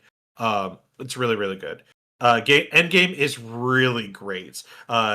Basically some people say that when you get the airship, you got like the other half of the game to play, which is really incredible with how big this game is. Anima done dirty in 14. Yeah, being a dungeon boss in 14 was a dirty use of Anima. He should have been like a full trial. Yeah, you can get one of the most broken pieces of equipment. You can get a legendary weapon from Blitzball as well. They didn't bring things over in 14 because they're still trying to dodge lightning bolts. Yeah, the lightning bolt dodge is a very big mini game. Otherwise, you won't get Lulu's weapon. So this is Final Fantasy 11. This is the first MMO. This is the origin of Lalafels. They were called Taru Taru in this game. I actually played one. It was a black mage, Festus. This is Shantoto. She's a crazy black mage, possibly evil. Who knows? And this is Galul Jaja. In 14. Sorry, in 11. So this might look familiar to some of you that play 14. Many of the assets from this game are reused in 14. Basically, anywhere you walk, most enemy models you see, they're used in 14. So they utilize a lot of stuff across these 2 classes, which I think is really great. The story of 11 is very long, and I didn't play every expansion. I only played this when I was like a teenager in middle school. But the main story was racism and betrayal make someone evil. So basically, these people end up killing this Galka, which is like the equivalent of a Rodigan, but they had lizard tails. They end up killing and betraying this Galka in this frozen land because he and a human woman were in a relationship. So they end up killing him, quotation marks, but he ends up coming back as the Shadow Lord, and he's super evil and does evil Shadow Lord stuff. And so most of the game is fixing these fucking people's problems. And then the game gets a lot more intense. There's like gods and otherworldly entities and other stuff like that you deal with. Galul Jaja is from the Treasures of Urgan, I think is how it's pronounced, where you go across the seas, very similar to Dawn Trail, but except for he is super evil in this one. So, yeah. Final Fantasy 12. I like Final Fantasy 12 a lot. This one is so obviously MMO, not turn-based, right? This was a main series that wasn't an MMO that took a full departure from the turn-based combat style. So this is the first main series that has Ivalice. Ivalice is a setting. A lot of these different games will utilize settings that are kind of similar to each other or use names for those places that are similar to each other. This is the first time Ivalice, which is from Final Fantasy Tactics, was used in a main series game. Okay. Also, I'm back. Sorry about that. Welcome back. No worries. I did learn things while I was gone. It's fine. Good. I really like 12 because of its storytelling. Not a lot of people did because it's politics. But it's fantasy politics. Long story short, the game literally starts where this lady down here, Ash, people think that she died because the evil empire took over her country. Turns out she didn't, and she's trying to get back her country. And the evil guys are trying to act like they're all good, but they're not actually all good, and they're set on world domination. So you're basically just trying to, stop them. The main character isn't the main character, and here's where my answer comes to Moogle. Which one of these characters up here would you think is the main character? We have Vaughn, who we start off with, who's a little plucky thief. His friend Penello.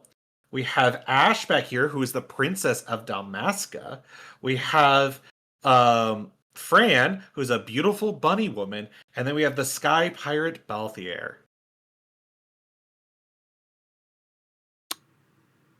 I don't know. Fran is the main Fran's character?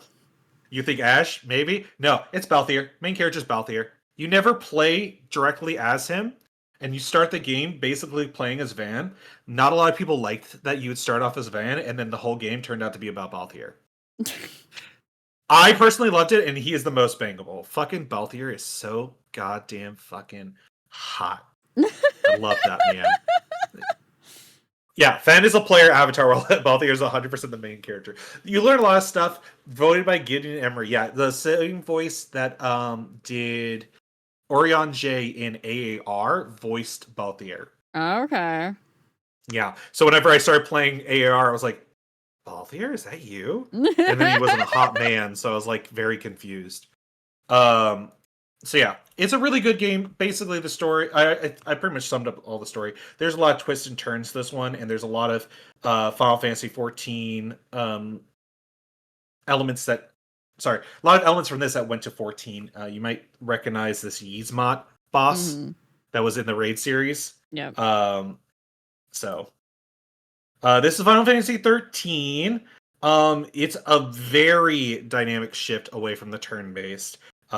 There is still like instance battles, which there weren't in 12, but the instant battles are like this action time bar, and you do like paradigm shifts and stuff. Not a lot of people liked it. It's very controversial. I want to point out that I literally recognize those rocks in the background of that top screenshot. I definitely see that entire sort of theming and color scheme and decorations and everything in 14. Unfortunately, we're reaching an era where Square Enix really wanted to do everything in-house and utilize the same engine for all of its games, and it's the engine that they developed because they're really cool and they can develop their own engine that's better than everyone else's, apparently. And so you'll see basically 11 through 14 all using very similar assets. Yeah. And it's kind of bad. Yeah. So this is why I say I love 1 through 10. 12 is really good, don't get me wrong. I really like 12, but I really love 1 through 10. 13, I never really beat it, to be honest with you. I played through it. It was not the Final Fantasy that I grew up and loved. I have heard, though, that the sequels were way better than the original. So like Final Fantasy 13, 2, Lightning Returns, all those ones are apparently incredible, but I just never got invested in the first one. So this is Snow. He's a controversial character because Hope here is mad that he killed his mom. Dramatic. Great thing about this game, though, is lesbians save the world. Okay. This is one of the lesbians. There's another lesbian. They fuse together and they save the world. It's great. So they're basically doing the Reen and Gaia thing. Yeah. Some people have said that that's very similar. The whole story has to go about how these people are shackled to the whims of the gods because they get branded by these gods, and if they don't carry out the task of the gods, they turn into like abominations. Kind of sounds like being tempered. Yep. And then if they do complete their task, they get rewarded with eternal life. But eternal life is like being turned into crystal. So yeah, it's kind of problematic.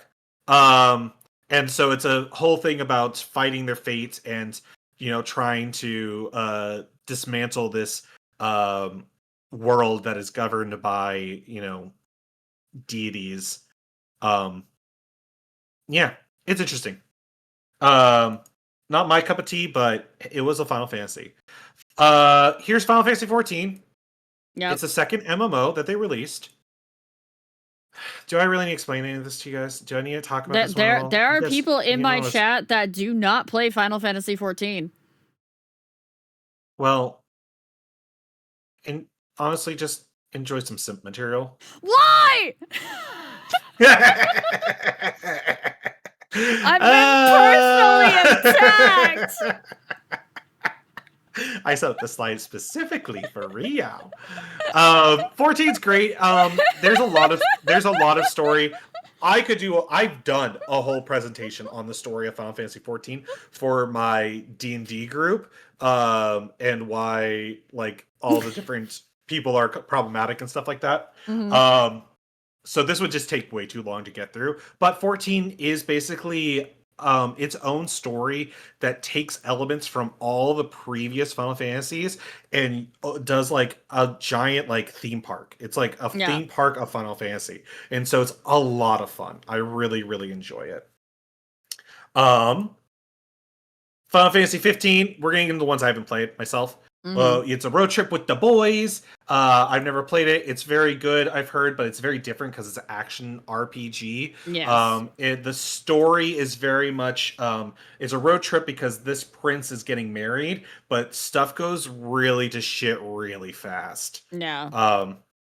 So I watched Zawan play it a little bit here and there, and it very much gave Road Trip with the Voids vibe. So yeah, it's a good game. It's just not, if you're a classic Final Fantasy fan, you might not be the biggest fan of this one. Adamantoise is a super boss though, looks super cool. There's not a lot of things from 14 except for like they have a crossover that you can do with it. And there's the car. And the car, yeah. Then Final Fantasy 16 as well. We got Dog, we got Hot Clive, we got Jill, and we got Ifrit. I also haven't played this one. We got Jill. Jill's there. Apparently, the relationship between Clive and Jill's really good in this as well. So I'd be interested in seeing it. I just miss my wife, guys. I really miss my wife. Turn-based Final Fantasy, please come back. Clive and Sid are a couple. I don't make up the rules. So, last slide, theory crafting. So, A Realm Reborn is Final Fantasy 11 plus Final Fantasy 3. Okay. Heavensward is Final Fantasy 1 plus Final Fantasy 13. Stormblood is Final Fantasy 2 plus Final Fantasy 12. Okay. Shadowbringers is 6 plus 8. Yep. Endwalker's 4 plus 10. Do you guys see where I'm going here? 9 and 5 is Dawn Trail. So in the end, the next expansion is going to just be Final Fantasy 7.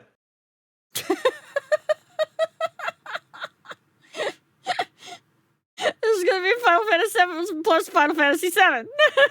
Yeah, that's it. That's the next expansion. That's what we're getting. I'm also glad that no one called me out because some of those were bullshit combinations. Because let me tell you, world setting here. What? Final Fantasy 2 is Stormblood? Yeah, right. 2 Tifas. Oh, that'd be 4 Tifas. I mean, what? I don't even like Booba. That's my presentation.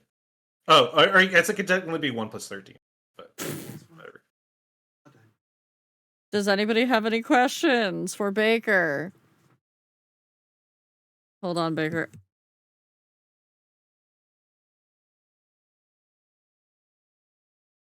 This makes way too sense.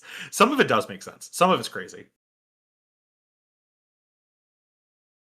Rat came in with a bowl, and I can smell that he's cooking something. So I thought he was bringing like a taster bowl for me to make sure that it like wasn't like too spicy or something. So I was holding out my hand like, "Hey, give me the bowl," and he didn't give me the bowl, and he just interacted with the dogs behind me, and so I had to mute for a second and be like, "Hey, do you have something for me?" And he's like, "No, I was just giving treats for the dogs. Do you want like a meat treat?" And I'm like, "No."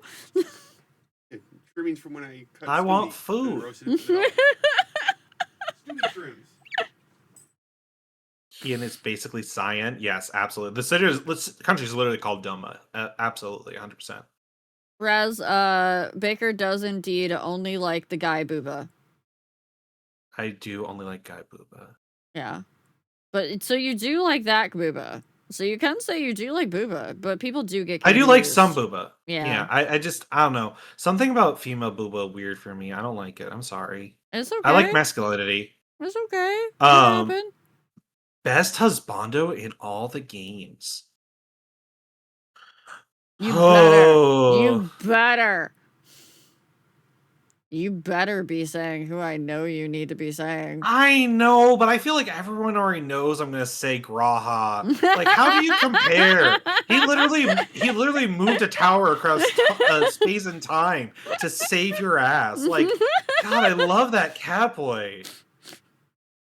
Go, I go, feel like I no. have to give a better answer than that because everyone else is gonna be like, okay, besides Graha.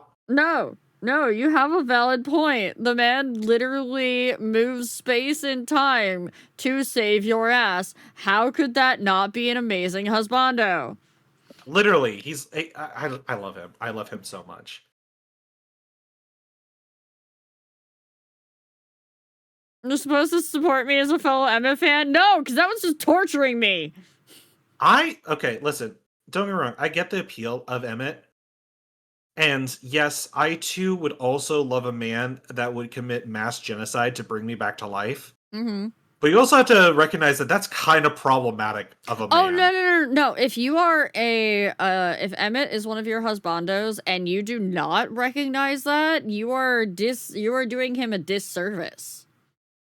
Mm-hmm. You have to recognize that he is problematic. Yeah.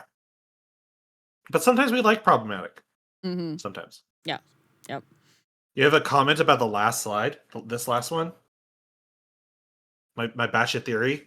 It's not perfect. I tell you. It worked. Listen, it starts really well here in Endwalker because this is really solid, but like it kind of goes downhill from there. Oh, the question slide. Question. No, the comment was I'm sharpening my knife, Kupo. Sharpening your knife? I'm sharpening my knife, Kupo. Savi's just being weird. Don't mind him. It's okay. Don't remember that line. I think that is from 9, though, isn't it? Baker, do you not know that meme? Apparently. Sharpening. I don't know that. Moogle, can you save the game? Oh, yeah. I remember that is from 9. 9 isn't the one I played the most. I've only played it once, I'll admit. Actually, can you load the previous save? If you had to design a Final Fantasy game, what would it be? Oh, I would like a return to the classic turn-based, even if it is more active turn-based. But I would still like that with class system. I really like. Basically, give me a Final Fantasy VI that has the gameplay of Final Fantasy V, and I'd be so happy. Just a big cast of characters with a very robust job system would be amazing for me. I know that would be a lot to ask, especially because you're managing multiple characters with different jobs, but I would live very happy in that kind of universe. I like some of the stuff that they've done in like branching off from Final Fantasy because like Octopath Traveler has a lot of potential for it, and so does Bravely Default. Bravely Default was a scratch that itch for me, like real bad, because I was like missing those turn-based games, and I played Bravely Default, and I was like, "This is what I wanted." Oh, so yeah, I need to play Expedition 33 because I hear that also will scratch the itch. I have heard that's a pretty good itch scratcher. Yes, I've heard a lot. I finished of it once, or I people played it once. say- I yeah. finished 9. I have finished 9. I haven't finished 3 before, and I haven't finished 2. But I believe I've beaten every other Final Fantasy through 10. I beat 12. I beat 12 Did you do twice, actually. tactics? I've beaten tactics so many times. I'm actually doing a playthrough of it right now.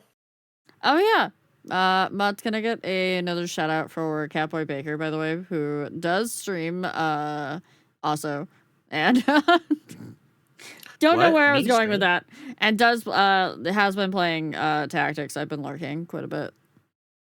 It's a fun one. We met Mustadio, Mr. Show Me Your Hole kind of machinist. Can confirm if you like Final Fantasy games, you'll almost certainly enjoy Expedition 33. It's one of those things I've So I played all these Final Fantasy games back in my single player game era, Mhm. and now I'm so brain rotted friend slopped right now that Yeah. all I want to do is play multiplayer because I just want to spend time with my friends. Yeah. That's why whenever you said, "Hey, come talk about your special interests," I'm like, "Deal." I get to spend time with Riao. I'm happy. Yes, you do. Because you don't get to spend a lot of time with Riao because Riao doesn't usually do a lot of multiplayer games anymore. Yeah, we haven't played D&D in months. Okay, look, that's been scheduling conflicts, okay? And yet, the BBEG is all D&D is scheduling. It really is. Because Nova put up the thing, and then none of us could meet the same day during that 1 week. So Yeah. it's fine. Soon TM. Soon. I'm no longer traveling for an entire month, so it's fine. Yeah, work's getting more settled down. Our building opened. I'm done. Yay. You know what game that I'm upset that they still haven't come out with? This one. They need to come out with a Final Fantasy dating sim. I mean, yeah, absolutely. They have all these Dissidia games with different characters. Mm-hmm. They would make a killing with like a Final Fantasy like dating gotcha. It would be so good. But the problem we have right now with Square Enix is they don't want to take risks to make money. They only want to comfortably make money. And Yes. so all the things that we know they could do to make really good games all require a sense of like risk, and they don't want to take it at all. Like we know Yeah. that if they do huge things for 14, they'd make a lot of money, but Uh-huh. there's also a risk they wouldn't make a lot of money, and so they just don't want to do it. They're a little bit too comfy. Yeah, because if you isn't that just FanFest? No, that is not FanFest. That is definitely having gone to FanFest. That is absolutely not FanFest. If they made a Final Fantasy dating sim, and they actually allowed you in like because they have straight out publicly said that they will not allow for romantic lines in Final Fantasy 14 between the Warrior of Light and the NPCs that you travel alongside, mostly because it is an MMORPG and they can't be like, hey, this person is with this Warrior of Light, but this person is also with this other warrior. They don't want that conflict. Yeah, So and they it won't makes take sense that because risk. Yeah. a lot of people role play and stuff like that, so they're not going to put that into 14, and so you have to just it's in the realm of fan fiction and stuff like that, but there's nothing keeping them from like, hey, let's make a game where you can like go on dates with Squall, or uh hold hands with Tifa. Like there's Yeah. lots of potentials there. I mean, even just having like some sort of like, I don't know, you get to spend time with them even if you don't get to make out would be huge because so many people love these characters. Yeah, if you just got to have like friend dates with them on a regular basis, that would be a thing that people would love. Listen, I'd pull for Vivi. He's in this picture. He's that little black mage, the Mm-hmm. quintessential black mage. Yeah. Vivi is the purest soul. He's back in Final Fantasy 9. He's basically an artificial being. All the black mages are artificial beings that are created, but Mm-hmm. he has more of a individuality and personality than the other ones do. And it's a big story, like the big driving thing about what it means to live is about him because he discovers that all of his kind has a very short lifespan, and so a lot of the game is him like figuring out what it means to live, and it's really wholesome. And I love him, and he's great, and he should be protected and cherished. The poor baby. Do you have any other questions for Baker about Final Fantasy and or even just in general? Any questions for Baker at all? Keep it. If any of you guys are Chappy good. Keep it pure. if anyone's really interested in looking into more of what got into Final Fantasy 14, there's a whole Wikipedia page that talks about all the illusions that came from different games into 14, and that's what I used to do my research. Because as much as I can remember a lot of them, sometimes I'm like, oh fuck yeah, that's right, that was in that game. How did I get so cute? Yeah. Oh my gosh. Yeah. How did you get so cute, Baker? I made a cat boy on Final Fantasy 14, and one day I was like, I want pink hair because fuck gender norms, and then it's been like this ever since. Why is your cat the best?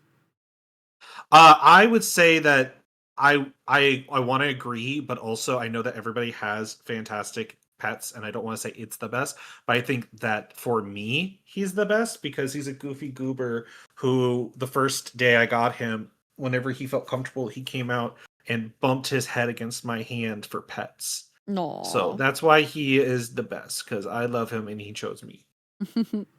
What do you think of Kingdom Hearts as a Final Fantasy IP or a spinoff? I have a lot to think and say about Final Fantasy You mean Kingdom and Hearts? Kingdom Hearts together. Mm-hmm. I really liked 1 and 2. I liked seeing Final Fantasy characters there. I don't think they did really good justice. I hate that they took basically all the Final Fantasy out of 3, but I fucking love, despite the everything I have to hate on Kingdom Hearts 3 for, the fact that canonically Donald Duck is one of the strongest magic casters in the world for having cast Zeta Flare, and there's only like 3 other entities in all of Square Enix that have ever cast Zeta Flare before is fucking wild to me. Like, Donald Duck can no diff fucking Bahamut. Like, are you fucking kidding me? So it's such good lore. 2 T's? What's 2 T's? 2 T's. Yeah. Zetas. I don't remember the exact pronunciation, but I know it's still crazy. Oh. Zeta is an order of magnitude. Zeta is something else. Okay. It's the pronunciation. Baker, did you ever play a Final Fantasy based D&D one-shot or campaign? No, but it is on the list because I do have the D&D what's it called? Books for the Final Fantasy Mm-hmm.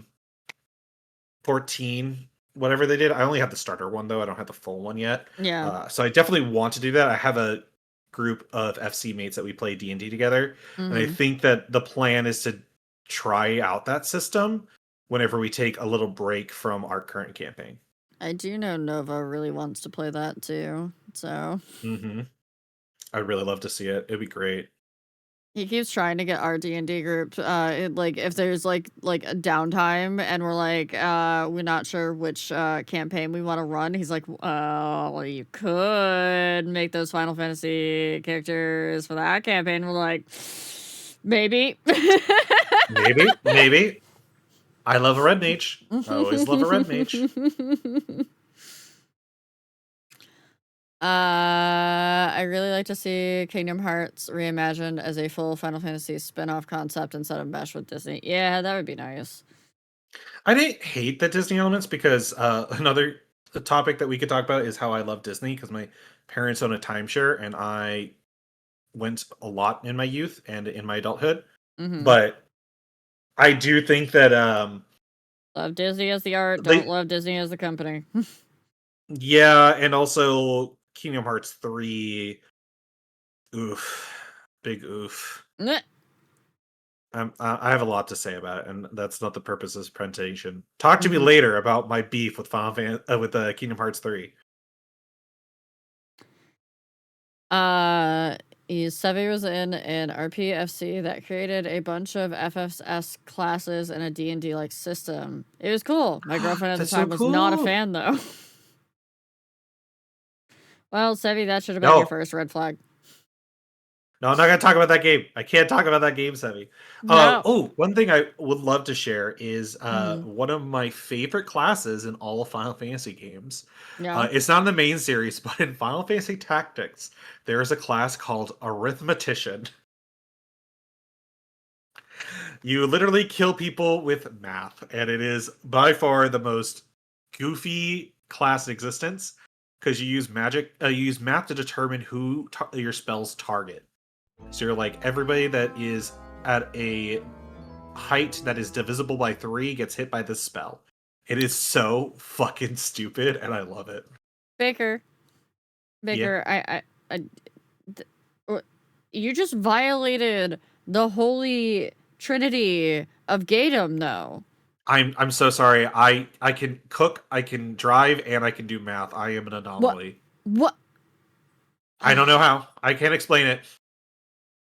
You know what's even worse, Real? I do math for fun. When I'm bored and driving, I calculate how long it's going to take me to get somewhere in my brain so that I can stay focused on driving. Hey, chat, I don't think we can have Baker as a guest anymore. Well, hi, baby. All right, chat. Last round. Any other questions for CatboiBaker? Also, Mod's gonna get another shout out for Baker, please. Last round of questions. A cryptid. Maybe. It's all connected. Oh, we're putting Baker on Alchamee's cryptid list. Got it. Understood. I do need to know whenever Alchemy's coming by. I need to watch that silver-haired men presentation.